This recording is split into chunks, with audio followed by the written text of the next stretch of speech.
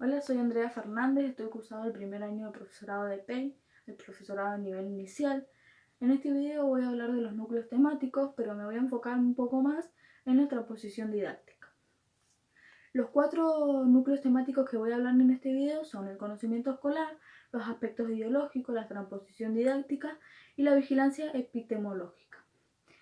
Cuando hablamos de conocimiento escolar, estamos hablando de un recorte de un conocimiento científico donde lo que logra es adaptarse a la hora de dar clase. Este conocimiento, al ser recortado, no puede estar ni muy alejado ni muy cercano de lo científico, ni muy alejado ni muy cercano del rol del docente. Lo que logra es buscar un punto medio para que el niño pueda entender. Todos nos preguntamos quién se encarga de buscar este punto medio. Quien se encarga es el Ministerio de Educación, donde es denominado NAP, el Núcleo de Aprendizaje Prioritario. Cuando hablamos del segundo núcleo temático, que es los aspectos ideológicos, estamos hablando de una inclinación política, ideológica, entre otras, donde este recorte se lleva a la clase depende del pensamiento del docente que está a cargo, donde va a transmitir la tarea desde su punto de vista.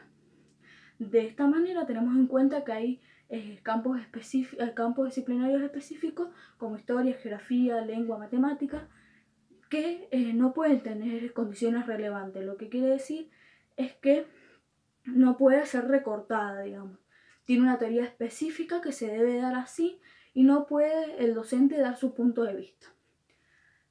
Cuando hablamos de transposición didáctica, tenemos 3 preguntas claves para poder entenderlo, donde la primera es qué es, la segunda es cómo y la tercera es para qué. Cuando hablamos de qué es, la transposición didáctica es un proceso en el cual se modifica el contenido de saber al contenido de enseñanza. De esta manera se produce el saber sabio, se transforma en un saber enseñado, de acuerdo al nivel de cada estudiante. O sea, el estudiante en grupo donde está dando la clase. Cuando tenemos en cuenta el cómo, se trata de definiciones, de recortes de científicos, de qué va eligiendo el NAP para que el niño en la escuela pueda entender el contenido.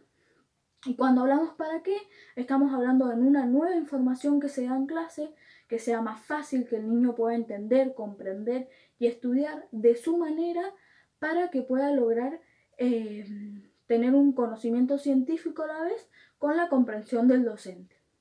Pero al mismo tiempo tenemos en cuenta que hay espacios curriculares que no se pueden modificar, como los que nombré recién, como la geografía, la historia, la matemática, la lengua, entre otros.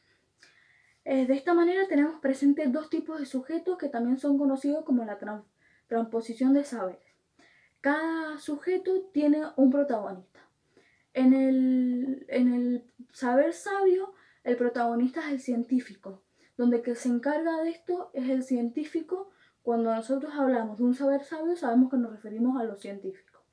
Y por el otro lado, el protagonista es el docente, el rol del docente, cómo el docente influye, que es el saber enseñado, cómo el docente da la clase. Y por último, el último núcleo temático es la vigilancia epistemológica, que este concepto se encuentra dentro de la transposición didáctica. Lo que abarca la vigilancia es controlar la distancia entre el saber sabio, que es el científico, y el saber enseñado, que es el rol del docente.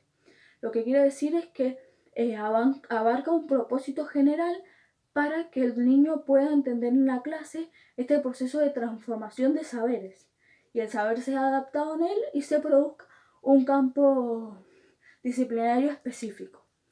Y bueno, como conclusión yo saco que es muy importante tener en cuenta estos 4 núcleos, la importancia de la transposición didáctica y sus 3 preguntas de cómo debemos desarrollarlas y cómo debemos entender nosotras para el día de mañana poder plasmarlas.